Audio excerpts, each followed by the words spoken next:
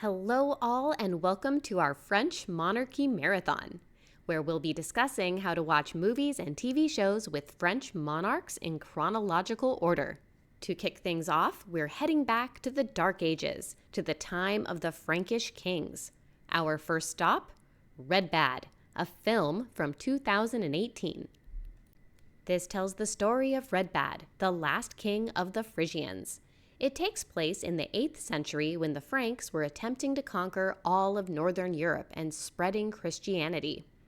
Redbad has to bring his people together to fight against the Franks in order to maintain their way of life. The villain of this story is Pepin of Herstal, Charlemagne's great-grandfather, which is why I included it. He was considered a prince of the Franks through his conquest of all the Frankish realms. This is here for all you Vikings movie fans. It has small battles, big battles, epic battles, and everything in between. The characters were interesting, well-written, and well-acted. It also has some great visuals. So yeah, overall a good movie. Where it struggles is the length. I think they could have easily edited out at least 30 minutes and it would have been a tighter and more engaging film. A few warnings. This does not shy away from brutally showing violence and burning people alive.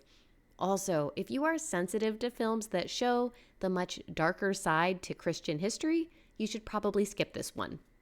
160 minutes long, rated 18+ for nudity, violence, and sexual content. Some of that non-consensual. Next up, we'll be watching Charlemagne, the Prince on Horseback, a 1993 television miniseries. This series begins around 768 AD, at the end of the reign of Charlemagne's father, Pepin the Short. It follows Charles through the major turning points of his early rule, his battles, alliances, friendships, and romances, all the way to around 800 AD, when he's crowned King of the Romans. The story is based on the contemporary biography written by his courtier, Einhard, giving it an insider's perspective. I really enjoyed this. The pacing is solid and it tells a genuinely compelling story. I was hooked early on. That said, if you're here for sparkly royal costumes, steamy drama, or massive battlefield spectacles, this may not be your cup of tea. But if you're curious to know why Charlemagne became a legendary name, want a glimpse into the political landscape of early medieval Europe, or find out how Christianity swept across Germanic tribes, this is for you. It's a 3-part series with each episode running about 90 minutes. It's not officially rated, but I'd say it's suitable for viewers 13 and up. There's some mild nudity and mature themes, but nothing too graphic. If you prefer something a little more documentary style, there's also a really well-done docudrama from 2013 simply titled Charlemagne that you might want to check out. Moving on, we have 2 options for movies about Pope Joan. My favorite may not be your favorite, so go check out my comparison video if you like. For this marathon, I decided to go with the 1972 version, since it delves deeper into the history of Charlemagne's descendants fighting over territories. It begins around 840 and follows a young and pious woman, Joan. She becomes a scholar and after a series of tragedies, disguises herself as a man, then climbs the church hierarchy and eventually is elected pope.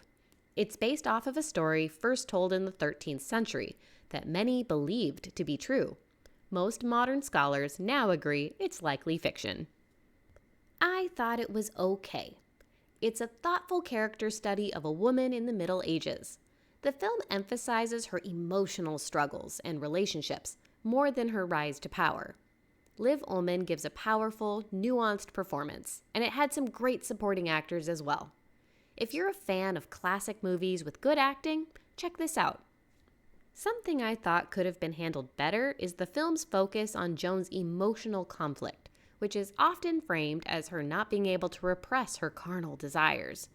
This was problematic for me because she's physically assaulted early in the film, and she barely knows the man she's mainly interested in. The film is 111 minutes long, rated 13+.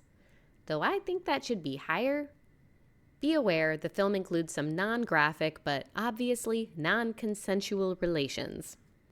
There was a re-release of the film in 2009, which added a modern-day subplot about a woman exploring her past life as Joan through therapy. And that's the end of the first part of our French monarchy marathon. I hope you look forward to the next in this series about the Capetian dynasty. Thank you so much for watching.